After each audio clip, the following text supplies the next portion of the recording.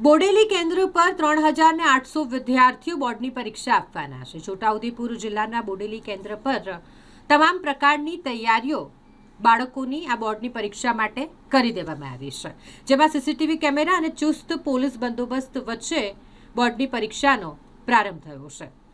તમામ જગ્યા પર તમામ પરીક્ષા કેન્દ્રો પર પરીક્ષા આપવા માટે પરીક્ષાર્થીઓ પહોંચી ગયા છે, ને જ્યાં તમામ પરીક્ષા કેન્દ્રો પર તેઓનું મોઢું મીઠું કરાવી કુમકુમ તિલક કરી અને સ્વાગત કરવામાં આવી રહ્યું છે।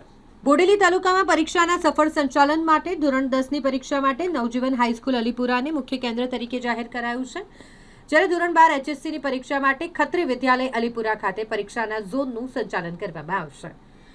બોડેલી તાલુકામાં બોર્ડની પરીક્ષા માટે નોંધાયેલ કુલ 3,863 વિદ્યાર્થીઓની વાત કરીએ તો ધોરણ 10 SSCની પરીક્ષા માટે 3 કેન્દ્રો પર 9 બિલ્ડિંગોમાં કુલ 2,224 વિદ્યાર્થીઓ પરીક્ષા આપવાના છે।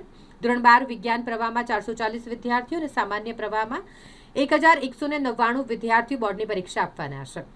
આજ સવારના ધોરણ 10 SSC બોર્ડ પરીક્ષાનો પ્રારંભ ગુજરાતી પ્રશ્નપત્ર સાથે થયો। બોડેલી તાલુકાના તમામ કેન્દ્રો પર જિલ્લા શિક્ષણ અધિકારીની કચેરીના પ્રતિનિધિ સાથે સ્કોડના પ્રતિનિધિઓ હાજર હતા।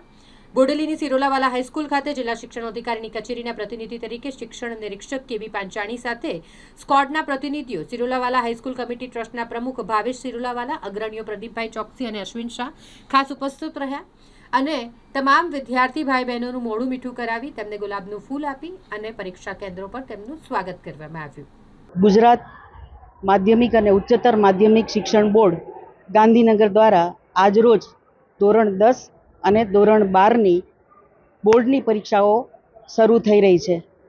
આ નિમિત્તે સમગ્ર જિલ્લામાં ધોરણ 10ના વિદ્યાર્થીઓ શાંતિપૂર્ણ રીતે પરીક્ષા આપે તેમજ અત્યારે હાલ બોડેલી તાલુકાની વાત કરીએ તો બોડેલી તાલુકામાં SSCના 3 કેન્દ્રો આવેલા છે અને 9 બિલ્ડિંગ છે અને જેમાં 2,224 વિદ્યાર્થીઓ પરીક્ષા આપવા જઈ રહ્યા છે।